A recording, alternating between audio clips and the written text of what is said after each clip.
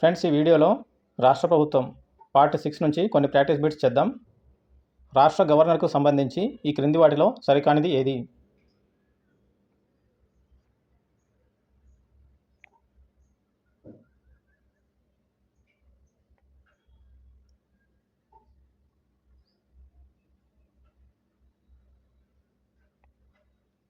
Answer ఇందులో సరికానివి option A. ఇక్కడ age 30 సంవత్సరాలు కాదు, 35 సంవత్సరాలు ఉండాలి గవర్నర్కి.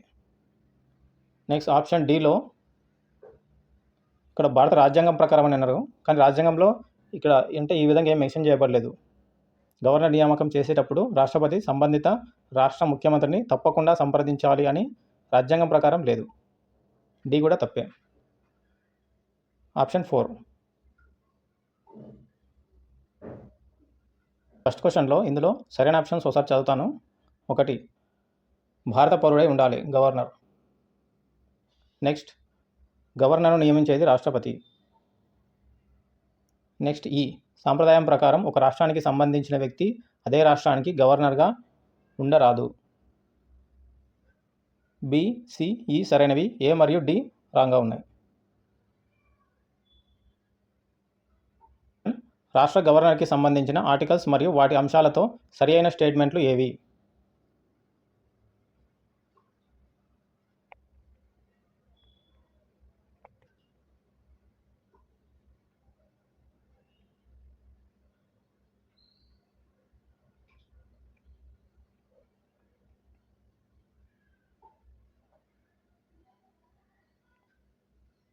ఆన్సర్ ఇందులో ABCDE అన్నీ సరైనవే.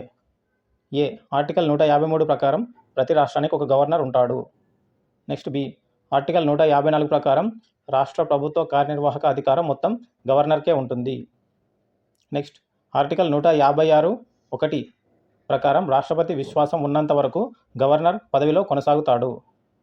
నెక్స్ట్, ఆర్టికల్ 159 ప్రకారం హైకోర్టు ప్రధాన న్యాయమూర్తి గవర్నర్ చేత ప్రమాణ స్వీకారం చేయిస్తాడు.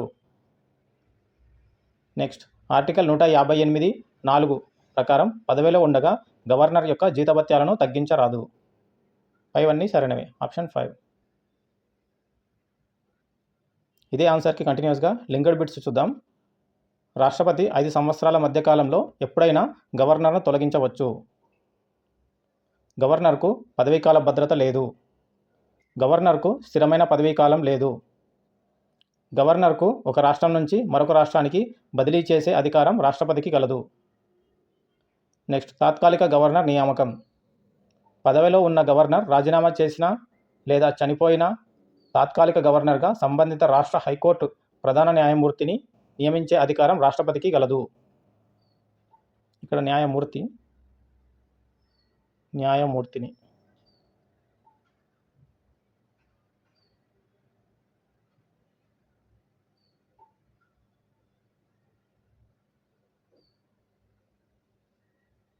ఏ ఆర్టికల్ ప్రకారం రాష్ట్ర అడ్వకేట్ జనరల్ను గవర్నర్ నియమిస్తాడు?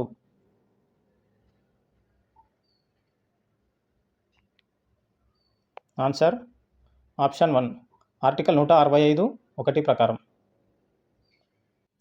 ఇదే ఆన్సర్కి కంటిన్యూస్గా కొన్ని లింక్డ్ బిట్స్ చూద్దాం. గవర్నర్ అధికారాల్లో నుంచి ఆర్టికల్ 164(1) ప్రకారం ముఖ్యమంత్రిని నియమించేది గవర్నర్ మరియు ముఖ్యమంత్రి యొక్క సూచనతో ఇతర మంత్రులను కూడా గవర్నర్ నియమిస్తాడు. నెక్స్ట్, ఆర్టికల్ 243(i) ప్రకారం గవర్నర్ రాష్ట్ర ఆర్థిక సంఘాన్ని ఏర్పాటు చేస్తాడు. ఆర్టికల్ 243(k) ప్రకారం రాష్ట్ర ఎన్నికల కమిషనర్ను నియమించి అతని సర్వీస్ నిబంధనలను గవర్నర్ నిర్ణయిస్తాడు. నోట్, రాష్ట్ర ఎన్నికల కమిషనర్ తొలగింపు మాత్రం హైకోర్టు న్యాయమూర్తిని తొలగించే పద్ధతి ప్రకారమే ఉంటుంది.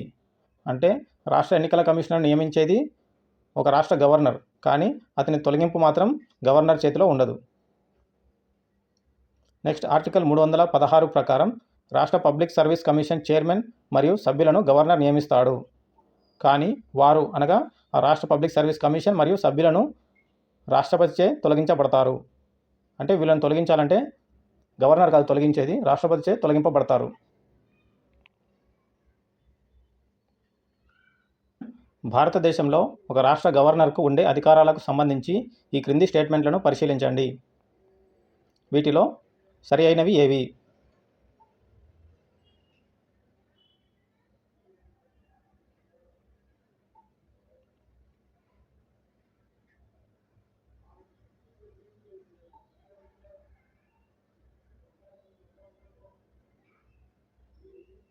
ఆన్సర్ ఇందులో సరి అయినవి ఆప్షన్ 1, ఆప్షన్ 2 మరియు ఆప్షన్ 4. ఆప్షన్ 1, ప్రతి సంవత్సరం మొదటి సమావేశ ప్రారంభంలో రాష్ట్ర శాసనసభను ఉద్దేశించి గవర్నర్ ప్రసంగిస్తారు. నెక్స్ట్, అప్పటి శాసనసభలో అపరిష్కృతంగా ఉన్న బిల్లు విషయంలో ఆయన అంటే గవర్నర్ శాసనసభకు సందేశాలు పంపుతారు. నెక్స్ట్, రాష్ట్ర శాసనసభను సమావేశపరుస్తారు, ప్రోరోగ్ చేస్తారు, రద్దు చేస్తారు. అంటే ఇవన్నీ అధికారాలు రాష్ట్ర గవర్నర్కు ఉన్నాయి. ఇక్కడ ఆప్షన్ 3 ఎందుకు రాంగ్ అంటే ఇది 213 ఆర్డినెన్స్ జారీ చేయడం అనేది సభలు సమావేశాలు లేనప్పుడు జారీ చేస్తారు ఆర్డినెన్స్లని. ఈ ఆప్షన్ 5 కూడా రాంగే. రాష్ట్ర హైకోర్టు అధికారులను తగ్గించడానికి సంబంధించిన బిల్లులను గవర్నర్ ఏమి ఆమోదించాడు. 3, 5 రాంగ్, 1, 2, 4 కరెక్ట్ ఆప్షన్స్. ఈ క్రింది ఏ రాష్ట్రాలలో గిరిజన సంక్షేమ మంత్రిత్వ శాఖను తప్పనిసరిగా గవర్నర్ ఏర్పాటు చేయాలి?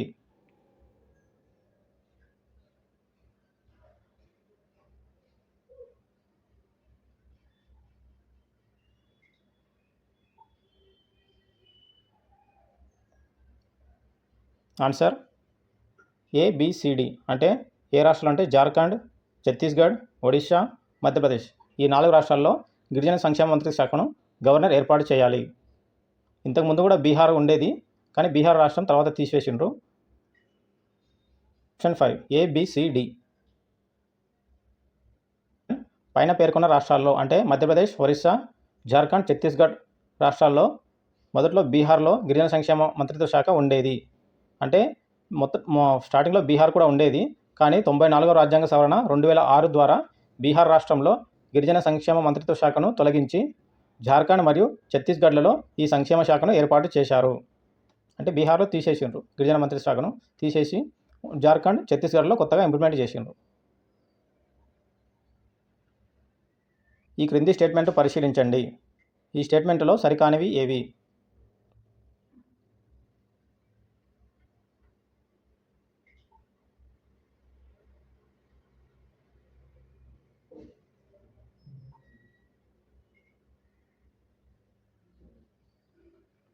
ఆన్సర్ ఇందులో 2 సరికావు.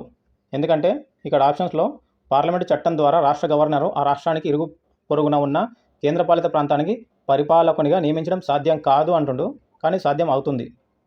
నెక్స్ట్ సెకండ్ ఆప్షన్, ఒక రాష్ట్ర గవర్నర్ పొరుగున్న కేంద్రపాలిత ప్రాంతానికి పరిపాలకునిగా నియమింపబడినప్పుడు పరిపాలకుడిగా తన విధులను మంత్రిమండలితో సంబంధం లేకుండా స్వతంత్రంగా నిర్వహిస్తారు అని ఉంది, కానీ స్వతంత్రంగా నిర్వహించలేడు.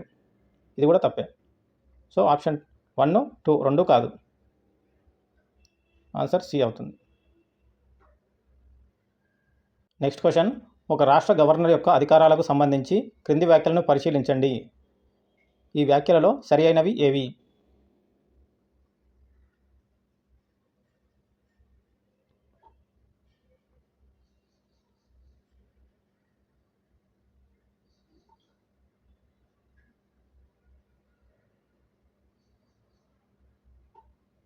ఆన్సర్ ఇందులో సరి అయినవి ఆప్షన్ 1 సరైనదే.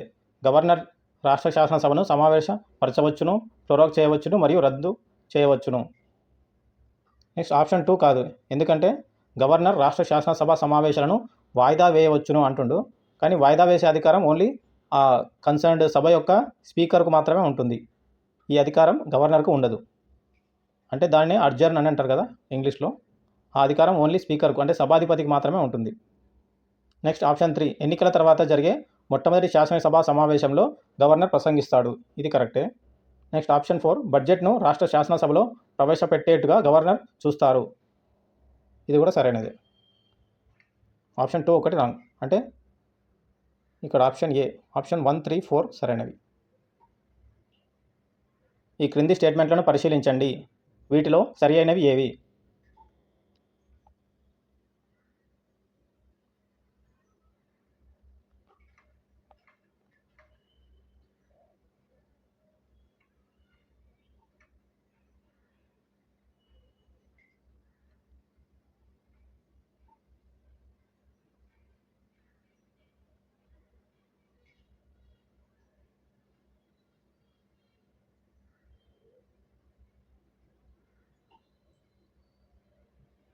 ఆన్సర్ ఇక్కడ ఆప్షన్ 1 చూస్తే కేంద్ర పాలనకు సంబంధించిన మంత్రిమండలి నిర్ణయాలన్నింటినీ రాష్ట్రపతికి పంపాలి. ఇది సరైనదే. నెక్స్ట్ ఆప్షన్ 2 శాసనం చేయడం కోసం చేసిన ప్రతిపాదనలకు సంబంధించిన సమాచారాన్ని రాష్ట్రపతి కోరవచ్చు. ఇది కూడా సరైనదే. నెక్స్ట్ మంత్రి నిర్ణయం తీసుకున్న ఏ విషయాన్ని అయినా మంత్రిమండలి ముందుంచమని రాష్ట్రపతి ఆదేశించవచ్చు. ఇది కూడా సరైనదే. నెక్స్ట్ నిర్ణీత సమాచారం కోసం మంత్రిమండలికి సందేశాలు పంపే హక్కు రాష్ట్రపతికి గలదు అంటుండు. ఈ హక్కు రాష్ట్రపతికి ఉండదు. మంత్రిమండలికి సందేశాలు పంపే హక్కు రాష్ట్రపతికి ఉండదు. Option 4 wrong. 1, 2, 3 సరైనవే. ఈ క్రింది వివరణలను సరిచూడము. వీటిలో సరైనవి ఏవి?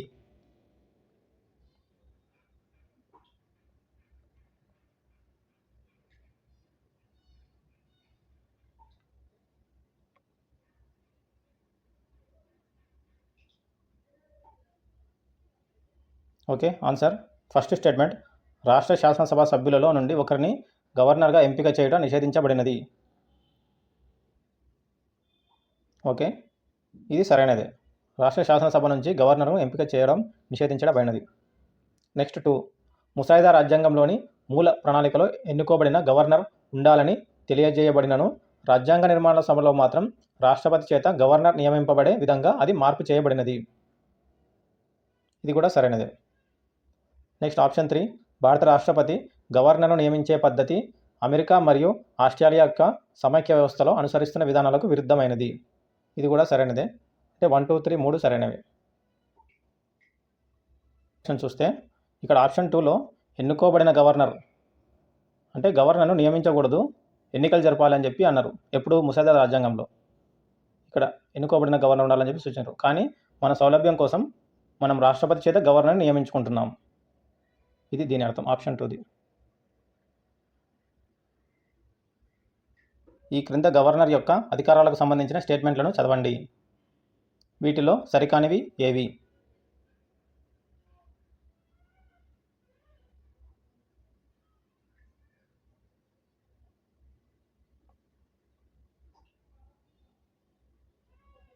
ఆన్సర్ ఫస్ట్ ఏ శాసనసభ సమావేశంలో లేనప్పుడు లేదా 2 సభలు సమావేశంలో లేనప్పుడు మాత్రమే గవర్నర్ ఆర్డినెన్స్ను జారీ చేయవచ్చు.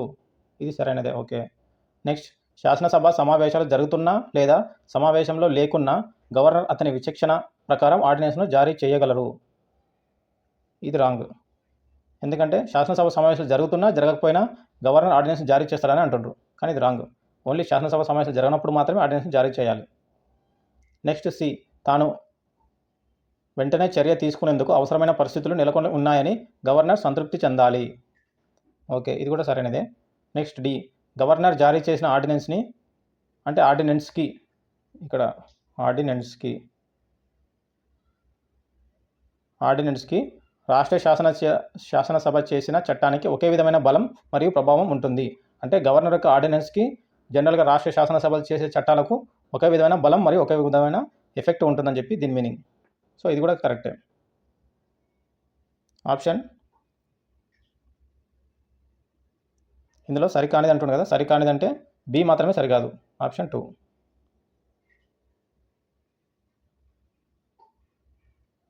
నెక్స్ట్ క్వశ్చన్ ఏ నిబంధన అంటే ఏ ఆర్టికల్ ప్రకారం గవర్నర్ రాష్ట్ర ఆర్థిక సంఘాన్ని ఏర్పాటు చేస్తాడు?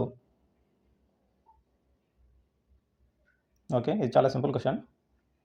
ఆర్టికల్ 243I ప్రకారం. క్రింది వ్యాఖ్యలను పరిశీలించండి.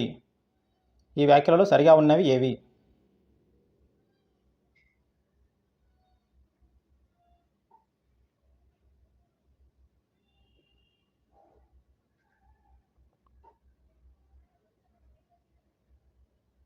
ఓకే, ఫస్ట్ స్టేట్మెంట్ ఆర్టికల్ 200 ప్రకారం గవర్నర్ ఆమోదం లేనిదే రాష్ట్రంలో ఏ బిల్లు చట్టంగా మారదు.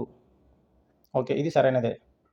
నెక్స్ట్ ఆర్టికల్ 217(1) ప్రకారం హైకోర్టు న్యాయమూర్తుల ఎంపిక ప్రక్రియలో భాగంగా రాష్ట్రపతి ముఖ్యమంత్రిని సంప్రదిస్తాడు అని ఉంది. అయితే ఇక్కడ ముఖ్యమంత్రిని కాదు సంప్రదించేది, గవర్నర్ను సంప్రదిస్తాడు, ముఖ్యమంత్రి కాదు. So option B wrong. Next C నిబంధన అంటే ఆర్టికల్ 213 శాసనసభలో సమావేశంలో లేనప్పుడు గవర్నర్ ఆర్డినెన్స్ను జారీ చేయును. ఓకే, ఇది కూడా సరైనదే. శాసనసభ సమావేశంలో లేనప్పుడు గవర్నర్ ఆర్డినెన్స్ను జారీ చేస్తాడు ఆర్టికల్ 213 ప్రకారం. ఇది కూడా సరైనదే. నెక్స్ట్ ఆర్టికల్ 161 ప్రకారం గవర్నర్కు ఉరిశిక్ష నుండి పూర్తిగా క్షమాభిక్ష ఇవ్వలేడు. ఓకే, ఇది కూడా కరెక్టే. ఉరిశిక్ష నుంచి క్షమాభిక్ష పూర్తిగా ఇచ్చే అధికారం ఓన్లీ రాష్ట్రపతికి మాత్రమే ఉంటుంది, గవర్నర్కు ఉండదు. ఆ ఉరిశిక్షను ఓన్లీ మార్పు చేస్తాడు, అంటే వేరే రకంగా దాన్ని మార్పు చేసే అధికారం మాత్రమే గవర్నర్కు ఉంటుంది. పూర్తిగా మాఫీ చేయలేడు. పూర్తిగా మాఫీ చేసే అధికారం ఓన్లీ రాష్ట్రపతికి మాత్రమే ఉంటుంది. సో ఇది కూడా కరెక్టే. సో ఇందులో సరైనవి ఏ, సి, డి, అంటే ఆప్షన్ 4. నెక్స్ట్ క్వశ్చన్, గవర్నర్ యొక్క శాసన అధికారాలలో సరికానివి ఏవి?